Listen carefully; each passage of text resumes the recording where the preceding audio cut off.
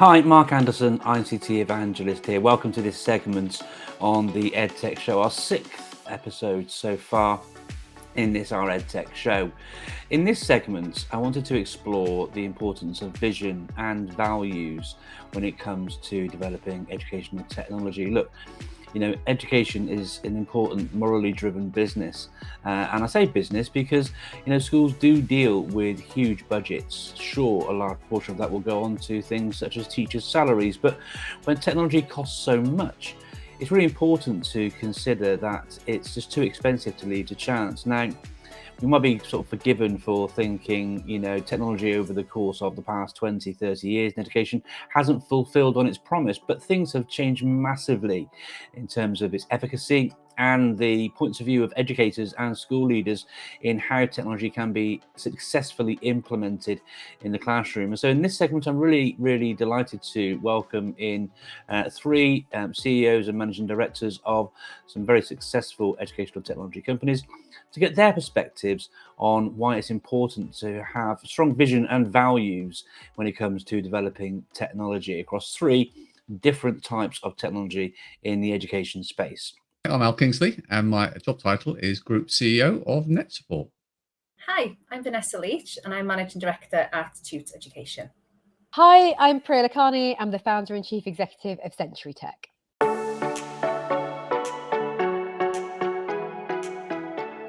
So NetSupport, we've been going 31 years, 32 actually. So we're kind of getting the hang of the EdTech sector. We're a software developer, no surprise, and we create a range of EdTech solutions for schools. I often refer to them as the layers of an onion, Mark, but in essence, we have the wraparound tools that manage the IT assets, all those devices and infrastructure that you've got so that you can make sure they're operational and working. Tools that wrap around that to provide online safety and safeguarding support for all of our digital learners. Tools to facilitate classroom orchestration, teachers seeing the kids and shepherding what they're doing in the classroom. Tools to send communications either to selected staff or the whole school, so good for emergency lockdown procedures. Early years and key stage one assessment solutions, service desk solutions, remote management solutions, a real package so that we can support schools at every different facet of their IT needs. So Tute has a team of qualified teachers who deliver live online lessons to help schools, local authorities and non-mainstream settings to fill gaps in the education of their students. We deliver lessons in about 30 subjects across all key stages, and we've now delivered about 100,000 lessons to about 15,000 students in over 650 schools. So Century is a teaching and learning platform, and what's really different about it is that it's a blend of artificial intelligence, a machine that learns by itself, with neuroscientific theory. So we try and understand how the brain learns, and we take theories from across the globe and we implement those within our technology to try and increase impact and increase outcomes using those theories, and learning science. So we have a small army of teachers at Century who understands teaching and learning in the classroom. We've blended all of those things to create a platform that hosts content across different curricula, different languages, different courses, and it learns how your brain learns. And so it adapts and personalizes for the student using that blend of technology. And then it takes all of the data insights and provides them to teachers in real time.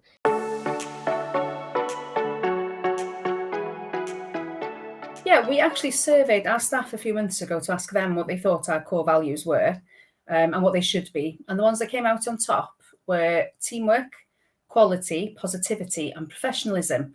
And then of those, the values at the core of Tute are really quality and teamwork.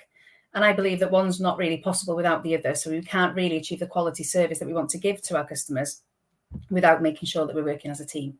Those values shape what we do in, firstly, that we recognise that quality is holistic. So it runs through everything that we do, and everyone in the team impacts the service that we deliver to our customers and our students. NetSupport is heavily invested in education in the broadest sense. And if you're invested in that, there's two aspects that really come to our values. The one is to recognize the core value in education of sharing. So we're very much built around providing a platform for educators to share their skills and experience and insights. We try and provide lots of resources to support educators. But alongside that, that lifelong learning mantra that sits inside what we do is really wrapped around that idea of co-production. And that's not just developing a product and sitting down with a group of educators at the same time. And we have many, as you know yourself, working within the organization. It's actually much more than that. It's a fundamental around the concept of not just the why. Why are we creating a product? Well, my first view is you don't create a product and then try and convince people they need it. You identify the need, you understand the need, and you provide solutions that are fit for purpose from day one. And that links into longevity. You don't have a 30-year history within the EdTech space if you don't develop technology that's right and has an appropriate fit and need at the time. So we absolutely look at that sustainability, that longer term. We're in it for the long haul. And so by doing that as a business and as individuals, we're absolutely embraced in that community aspect. Yeah, the core values at Century are really very simple, and they're actually on the front of everyone's contracts when they join Century. And the reason this is really important is because we have to behave in a certain way. We have to have the same sorts of goals in order to be able to achieve what we want to achieve. It's a very large sector, education, and it's very complicated. So you have to be very, very clear with those values. The first value at Century is always do the right thing. So it's actually nothing to do with education specifically, but it's always do the right thing and try and be kind doing it. And the second is to improve the lives of many through education. Those are really important, very simple values, but they do help guide a company like Century. We have over 90 employees at Century. And so, in order to ensure that we are, there's always lots of things that you can do in education, lots of things that you can build and lots of ideas, but it really helps guide you in terms of, is that something that can then lead to improved outcomes? So having those sorts of values is really key. And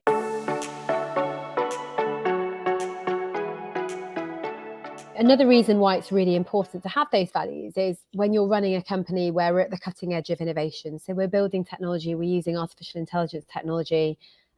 With that, it goes part and parcel with big data. It's one of the reasons why over 2 years, no matter how busy we were at Century, I co-founded the Institute of Ethical AI with Sir Anthony Selden, Professor Rose Luckin, and Lord Clement Jones chaired it. And we were the founders. But with AI, you've got to be very conscious of things like algorithm bias. You've got to be conscious of how you develop the technology, what kind of recommendations you might be making. So this is where having core values and having stated them, and when you recruit people, you're growing, your company, your social enterprise, at levels sort of beyond 20 or 30 people, it's very, very important to have those. And that really, you can see that in the product. I think the values feed in fundamentally. I think they feed in not only to how we create new products, which is having that involvement and relationship and working practice within education, that we identify needs when they occur, and we have to recognize it's a constantly moving landscape. So that not only feeds into the product development at the start, but also feeds into the evolution of the solutions as we move forward. It's very easy as a vendor to create a solution and say, there you go, it's brilliant, now buy it. When in reality, what you need to be doing is saying, there's a solution that's brilliant, we hope, but actually it's got to constantly evolve and adapt to reflect the changes that we're seeing within the education landscape. So that co-production is not just at the start, it's a relationship that is continual through the product. And I hope it's a win-win, because the people, the educators we work with, the schools that we support get products that are right and fit and current. And as a vendor, we constantly learn. We constantly improve our products by that dynamic and relationship.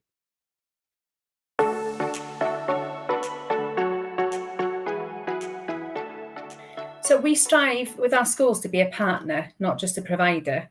So to achieve that, we have to work as a team in-house, of course, and then also with our customers as much as we possibly can around their capacity constraints. So, it's great to tell the schools that we want to be their partner, but they have to have the time to invest in that as well. So we try to take on as much of the heavy lifting as we can. So our values feed into how we interact with schools, because our values are our North Star. And it's really important for any business, any company, any school to have its North Star. What's your purpose and what are your values? And so the values of the North Star, they sort of guide, they're the guiding principles as to why we're doing what we're doing. And they allow us to make certain decisions and help us actually making decisions, because sometimes when things look really complicated, actually the answer is really easy if you think about your values and why you're doing what you're doing. And, we've spoken about the educator being central to that. And so it's about having all the right voices at the table to then be able to provide that solution.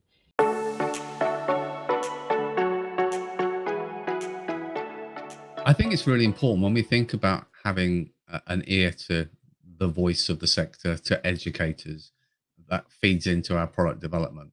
It's very easy, and I think many vendors end up in a little bit of their own echo chamber by only listening to the voice of their customers. And you could argue, by definition, the customers are the people that have chosen your solution, so already have a degree of buy-in and positivity.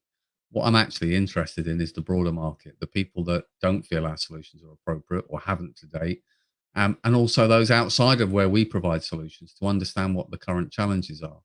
So the only way you can listen to a broader voice as a business is twofold. You can invite those voices to come and share their views with you.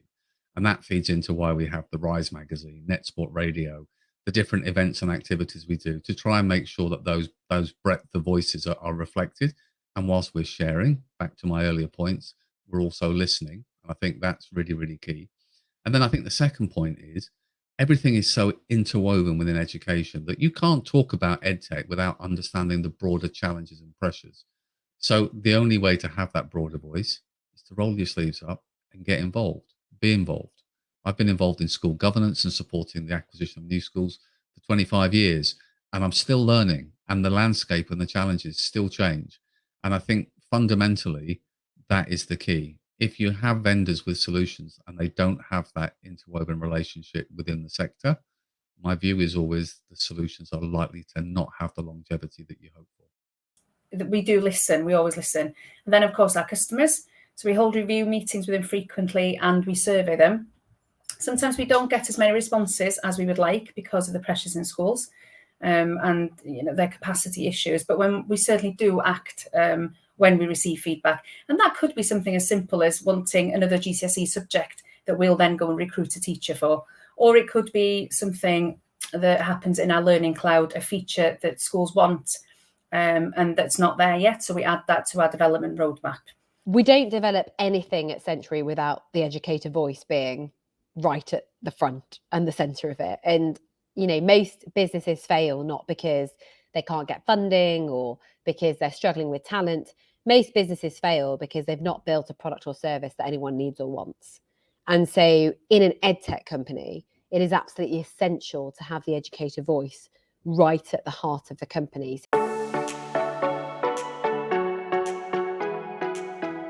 I think you have to involve teachers in some way or another because they know what it's like and they know what's needed.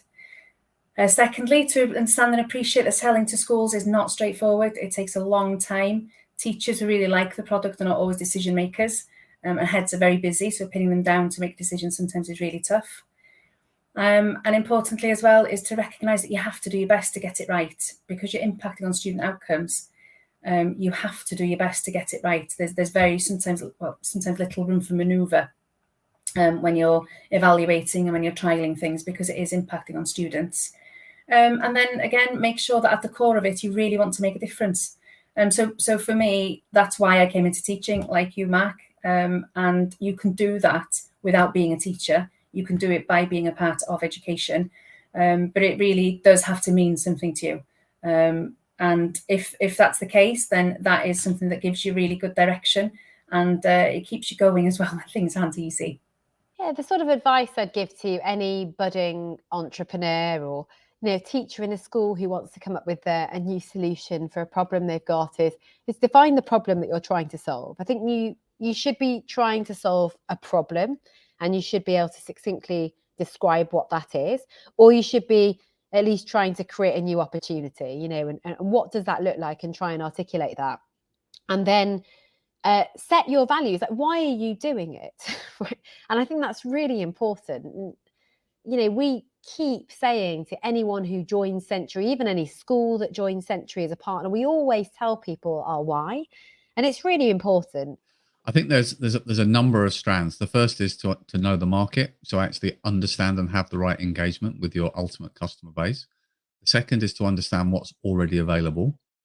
The third is to consider what you're going to create, how you're going to create it, and its sustainability. There are way too many products that are generated that don't have longevity, either because of funding or because actually they're not quite what people need, or they just replicate something that's already out there that's fit for purpose.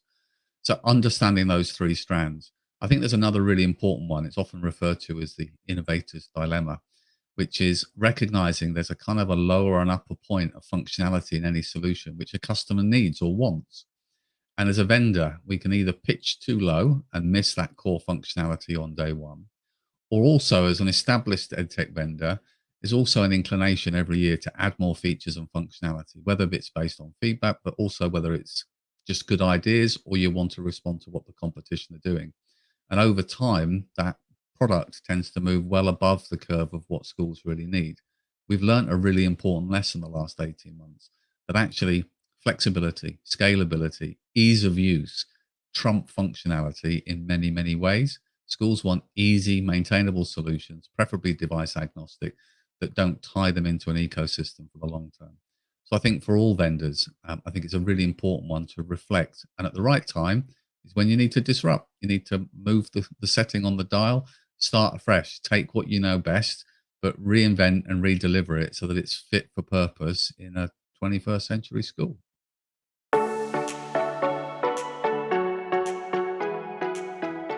And yes, you can find me on Twitter and on LinkedIn, but it's not that important to find me. I'm not important. Like I'm just, we're running Century. I think that the technology and where it can go is really, really promising. The impact it's having is really exciting. And if there's something that you want to do that you think, this has maybe inspired or motivated me that it's possible, it's definitely, that's wonderful. And have a look at that. But the people that you really need to reach out to are the people on the ground. If you are inclined, you can find me on Twitter, alkingsley_edu, LinkedIn, just search for Al Kingsley. Hopefully I will pop up on the list. If you want to find me from a website point of view, then I would always encourage you to head across to netsportsoftware.com, or if you want to, alkingsley.com. Our Twitter handle is @TuteEducation. I'm on Twitter as well @BrownVJB, and our website, tute.com.